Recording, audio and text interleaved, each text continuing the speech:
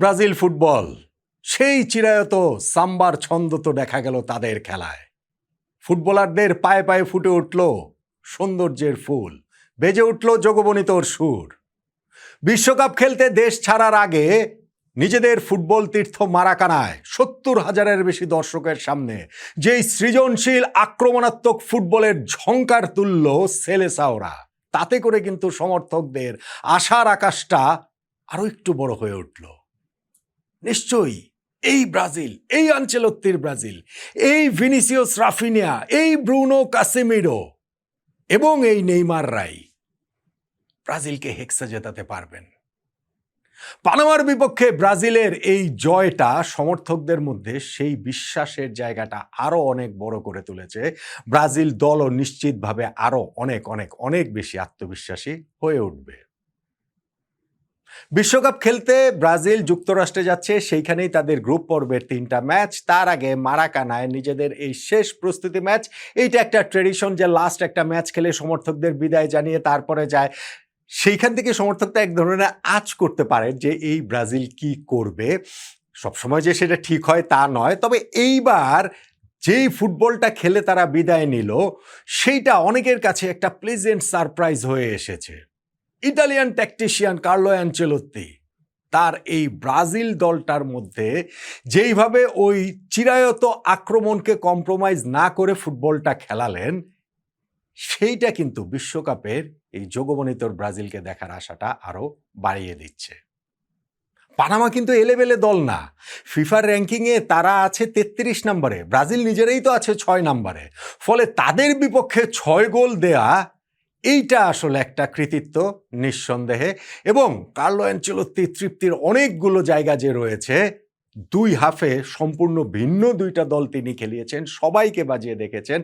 Neymar খেলতে পারেননি, obviously তিনি স্টেডিয়ামে ছিলেন, ডাগ আউটে ছিলেন, পাশে বসেছিলেন, ইনজুরি আক্রান্ত বলে তিনি খেলতে পারেননি। আর ব্রাজিলের ধরেন হচ্ছে গিয়ে যে চ্যাম্পিয়ন্স লিগ ফাইনাল খেলেছেন 3 ফুটবলার, পিএসজির মার্কিনাস এবং আর্সেনালের গ্যাব্রিয়েল ও মার্টিনেলি, এই 3 জন বাদে বাকি 23 জনই ছিলেন। সেই 23 জনের মধ্যে নেইমার তো খেলার জন্য আনঅ্যাভেলেবেল ছিলেন, আর শুধুমাত্র তৃতীয় গোলকিপার যিনি ওয়েভারটন, তাকে খেলানো হয়নি। নইলে প্রথম হাফে ব্রাজিল 11 জন খেলিয়েছে, সেকেন্ড হাফে তার মধ্যে শুধু লিও পেরেরা সেন্টার হাফ তাকে রেখে বাকি 10 জনকেই চেঞ্জ করেছে এবং প্রত্যেকেই তার জায়গা থেকে খুব ভালো একটা ভাইব নিয়ে আসলে ওয়ার্ল্ড কাপে যাচ্ছেন এরকম একটা রেজাল্ট পাওয়ার পর। যদিও কিছু কিছু কনসার্নের জায়গা যে একেবারে নেই তা না, যদিও এখনো ব্রাজিলের চূড়ান্ত যে 11টা সেইটা নির্ধারণ করার ক্ষেত্রে কার্লো অ্যানচেলোত্তির একটা বিগ ডিসিশন নেয়ার আছে বলে আমার কাছে মনে হয়। সেটা কোনটা আলোচনাটা করব। দেখেন, পানামার বিপক্ষে এই ম্যাচের শুরুতে 56 না 58 সেকেন্ডের মধ্যেই ব্রাজিল এগিয়ে গিয়েছে। কার গোলে? ভিনিসিয়াসের গোলে। কোন ভিনিসিয়াস? যিনি ব্রাজিলের জার্সিতে বিবর্ণ থাকেন। রিয়াল মাদ্রিদের ভিনিসিয়াসকে ব্রাজিলের জার্সিতে খুঁজে পাওয়া যায় না, অথচ যেই হাফটা তিনি এই দিন খেলেছেন এটা যেন সেই রিয়াল মাদ্রিদের ভিনিসিয়াসকেই দেখতে পেলাম। এই ম্যাচের আগে আনচেলোত্তি কিন্তু বলেছিলেন যে ব্রাজিল দলে পেলে নেই, রোমারিও নেই, রোনালদো নেই, অর্থাৎ অত বড় বড় তারকা যারা হচ্ছে কি ইন্ডিভিজুয়াল ব্রিলিয়ান্সে ম্যাচ বের করে দিতে পারবেন সেই রকম নেই বলেই একটা কালেকটিভ ফুটবলের উপরে তিনি জোর দিয়েছেন এবং সত্যি সত্যি সেই কালেকটিভ ফুটবলটা এই ব্রাজিলের কাছ থেকে দেখা গেল। ভিনিসিয়াসের যে গোলটা সেইখানটাতে পানামার হাফে বলটা যেভাবে স্ন্যাচ করেছেন কাসেমিরো, একটা ইন্টারসেপ্ট করলেন এবং সেইখান থেকে বলটা পেয়ে ভিনিসিয়াস কিছু দূর এগিয়ে গিয়ে বক্সের বাইরে থেকে একটা কামানের গোলার মতো শট নিলেন, যেইটা ঠেকানোর সামর্থ্য পানামার গোলকিপারের ছিল না। প্রথম মিনিটেই ব্রাজিল এগিয়ে যাওয়ার পরে তারা তাদের ছন্দটা খুঁজে পায় আরো ভালোভাবে, যদিও কিছুক্ষণের মধ্যেই খেলার ধারার বিপরীতে তারা গোলটা খেয়ে যায় এবং সেটা ভেরি আনফর্চুনেট। ফ্রি কিক থেকে ম্যাথিউস কুনার গায়ে লেগে সেটা দিক পরিবর্তন করে জালে ঢুকে যায়, কিন্তু সেইটা ব্রাজিলকে দমিয়ে রাখার জন্য যথেষ্ট হয়নি, সেইটা ব্রাজিলকে হতোদ্যম করেনি, বরং ব্রাজিল তাদের ওই অ্যাটাকিং ইন্টেন্ট নিয়েই খেলাটা চালিয়ে গিয়েছে।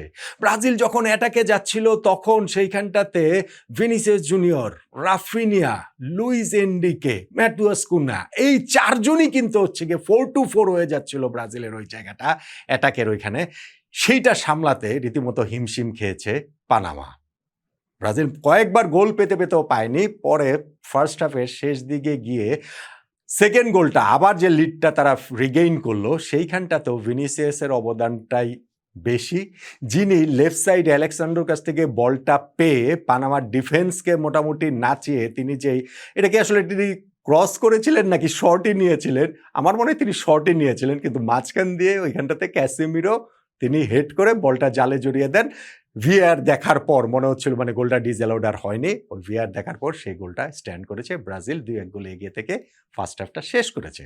এখন ব্রাজিল যে ফার্স্ট হাফটা শেষ করলো, ফার্স্ট 11টা যে ব্রাজিলের ছিল মোর অর লেস আপনি বলতে পারেন যে ওয়ার্ল্ড কাপের ব্রাজিলের ফার্স্ট 11টা এইরকমই হবে, অন্তত আনচেলত্তির মাথায় ভাবনাটা ওই রকম, শুধু সেন্ট্রাল ডিফেন্সের ওই পেয়ারটা বাদে, কেননা সেন্ট্রাল ডিফেন্সে ব্রাজিলের এইখানটাতে মার্কিনিওস এবং গ্যাব্রিয়েল এই দুজনেই থাকবেন, চ্যাম্পিয়ন্স লিগ ফাইনাল খেলার কারণে তারা এখনো দলের সঙ্গে তো আর যোগ দেননি, সেই কারণটাতে তারা ছিলেন না, এইখানটাতে ব্রেমার এবং লিও পেরেইরা খেলেছেন। বাকি যে পজিশনগুলো ছিল সেইটা কিন্তু মোর অর লেস এইভাবেই আসলে আনচেলত্তি খেলাবেন কিনা। তবে সেকেন্ড হাফে ব্রাজিল যখন পুরো টিম পাল্টে ফেললো, শুধু লিও পেরেরা বাদে বাকি 10 জন গোলকিপার সহ তারা পাল্টে ফেললো, সেই সেকেন্ড হাফে লুকাস পাকেতার যে পারফরমেন্স, আমার কাছে মনে হয় এইটা আনচেলত্তির জন্য একটা মধুর সমস্যা। শুধু এটা শুধু ম্যান টু ম্যান চেঞ্জ করা না, বরং তিনি কি তার ওয়ার্ল্ড কাপে দলকে কোন ফরমেশনে কোনভাবে খেলাবেন এইটা তার আরও একবার ভেবে দেখার সুযোগ রয়েছে। কেননা লুকাস পাকেতার সেকেন্ড হাফটা খেলেছেন একদম পিওর নাম্বার 10-এর মতো, একের পর এক তিনি ডিফেন্স চেরা পাস দিয়েছেন, লব করেছেন এবং সেই সুযোগগুলা কাজে লাগিয়েছেন। হচ্ছে মানে ওখানে রায়ান ছিলেন, তারপরে হচ্ছে গিয়ে এন্ড্রিক ছিলেন, যারা যারা ওইখানে খেলেছেন সেকেন্ড হাফটাতে তাদের প্রত্যেকের জন্যই কিন্তু যথেষ্ট সার্ভিস এই জায়গাটাতে ইগোর তিয়াগো এই জায়গাটাতে হচ্ছে গিয়ে দিয়েছেন লুকাস পাকেতা। ফলে লুকাস পাকেতাকে পিওর নাম্বার 10 সেই হিসাবে কি আসলে ওয়ার্ল্ড কাপের ফার্স্ট 11-এ খেলাবেন কিনা, এইটা এখন একটা ডিসিশন আনচেলত্তিকে আমার মনে হয় নিতে হবে। এবং আরেকটা যেই জায়গা সেটা হচ্ছে গিয়ে মিডফিল্ডটা কি ব্রাজিলের আসলে একটু লাইট হয়ে যাচ্ছে কিনা। ব্রাজিল যখন অ্যাটাকে যাচ্ছেন তারা তখন হচ্ছে ওই যে 4-4 অলমোস্ট হয়ে যাচ্ছেন, ফলে মিডফিল্ডের ওই জায়গাটাতে ব্রুনো গিমেরেস এবং কাসেমিরো এই দুইজনই শুধুমাত্র থাকছেন।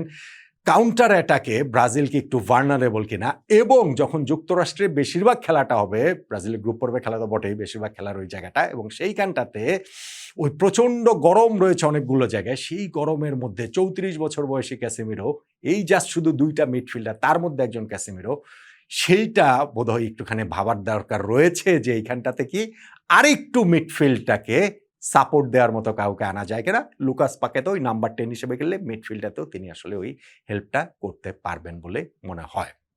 এখন এই পাকেদার কথা বলছি, সেকেন্ড হাফের দেখেন শুরুতেই রায়ান গোলটা করলেন, সেইটা একটা মিস্টেক থেকে পানামার কিপার তার পায়ে বল দিয়ে দিয়েছেন, স্টিল ওই রায়ান বলটা নিয়ে যেইভাবে কিপারের উপর দিয়ে জালে জড়ালেন সেইটাও আসলে ওই প্রিসিশনটাও অ্যাপ্রিসিয়েট করার মতো।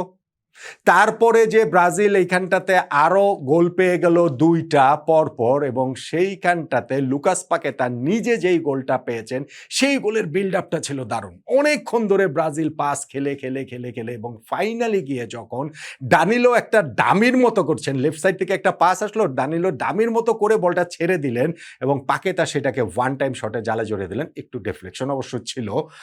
আর সেই দানিলো যখন হচ্ছে গিয়ে ব্রাজিলকে আরও, এরপরে ইগোর টিয়াগো ইনফ্যাক্ট পরের গোলটা করেছেন, যে ইগোর টিয়াগোকে হচ্ছে গিয়ে ফাউল করাতে পেনাল্টি পেয়েছেন এবং সেই পেনাল্টি কাজে লাগিয়ে তিনি আরও একটা গোল করেছেন। তবে ব্রাজিলের সবচেয়ে ভালো মুভ, পাকেতার গোলটার মুভটাও দুর্দান্ত আমার কাছে মনে হয়, যে দানিলো যেই গোলটা করেছেন, যেইখান থেকে তিনি একটা লেট রান দিয়েছেন মিডফিল্ড থেকে এবং সেই লেট রানটাতে টাইম মতো বক্সে গিয়েছেন, এন্টিসিপেশন তার ছিল দুর্দান্ত, এবং ঠিক মাপা যেই চিপটা করেছেন ওই জায়গাটাতে লুকাস পাকেতা ডিফেন্সের উপর দিয়ে, দানিলো বলটা বাপায়ে রিসিভ করলেন, খুললেন, টার্ন নিলেন, তারপরে তিনি সেটা বল জালে জড়িয়ে দিলেন। মুহূর্তের মধ্যে সেইটা আসলে একটা শিল্প হয়ে ওঠে, কবিতা হয়ে ওঠে, যোগবনিত হয়ে ওঠে। ব্রাজিল একটা গোল খেয়েছে শেষের দিক দিয়ে, সেই কারণে 6-2 হয়েছে, বাট স্টিল ব্রাজিল 2 হাফে 2টা দল নিয়ে যেই ফুটবলটা খেলেছে সেই ফুটবলটা কিন্তু আসলে ব্রাজিলিয়ানদের নিঃসন্দেহে অনেক বেশি আশা যোগাচ্ছে। আর আমি ওই যে নাম্বার 10-এর কথা বলছিলাম, আমি লুকাস পাকেতার কথা বলছিলাম, সেই জায়গাটাতে তো আরও একজন আছেন যিনি এই মারাকানাতে ছিলেন, ডাগআউটেই বসেছিলেন, নেইমার। ইনজুরির কারণে তিনি খেলতে পারছেন না এই ম্যাচ। ইনজুরির কারণে ওই যে 6 তারিখে মিশরের বিপক্ষে ম্যাচ আছে, প্রস্তুতি ম্যাচ, সেটাও তিনি খেলতে পারবেন না যুক্তরাষ্ট্র গিয়ে। ওয়ার্ল্ড কাপের ফার্স্ট ম্যাচটাও তিনি মিস করতে পারেন মরক্কোর বিপক্ষে। কিন্তু যখন তিনি ফিরবেন, এই টিমটার ফার্স্ট 11 কি নেইমার থাকবেন? থাকলে তো সেই নাম্বার 10-এই থাকবেন। ফার্স্ট 11 না থাকলেও পরেও যখন নামবেন, ওই ক্রিয়েটিভ স্পার্কটা এই টিমের মধ্যে আসলে একটুখানি প্রয়োজন বলে মনে হচ্ছে। 4-4-এ অ্যাটাকেও যখন তারা চলে যাচ্ছে, তখনও আবার যে মিডফিল্ডটা যে একটুখানি লাইট হয়ে যাচ্ছে, এই 2টা জায়গায় প্রবাবলি একটুখানি আনচেলত্তির ভাবার সুযোগ রয়েছে। কিন্তু ব্রাজিল সাম্বার ছন্দে যোগবনিতর যেই গান আজকে শুনিয়েছে পানামার বিপক্ষে, তাতে করে কিন্তু ব্রাজিলের ফুটবলের গত কিছুদিন ধরে যে টালমাটাল অবস্থা, বা এই ওয়ার্ল্ড কাপে তারা আসলে ওই হেক্সা জিততে পারবে কি পারবে না, হ্যাঁ হয়তো আগের বেশ কিছু ওয়ার্ল্ড কাপের মতো অত বড় করে আসার জায়গাটা ছিল না ব্রাজিলিয়ানদের। তবে এই ম্যাচ দেখার পর, এই অ্যাটাকিং ক্রিয়েটিভ ডিসপ্লে দেখার পর, তারা কিন্তু এখন আবারও সেই স্বপ্ন দেখতে শুরু করছে। এই ব্রাজিল তাদেরকে বিশ্বকাপ এনে দিবে। পারবে ব্রাজিল হেক্সা জিততে? অনেক দূরের উত্তর। তবে দেশবাসীকে যেইভাবে ব্রাজিল বিদায় জানিয়েছে মারাকানায়, তাতে বিশ্বকাপ ট্রফি নিয়ে আরও একবার এই মারাকানায় আসার আশাটা ব্রাজিলিয়ানরা তো করতেই পারে, পারে না?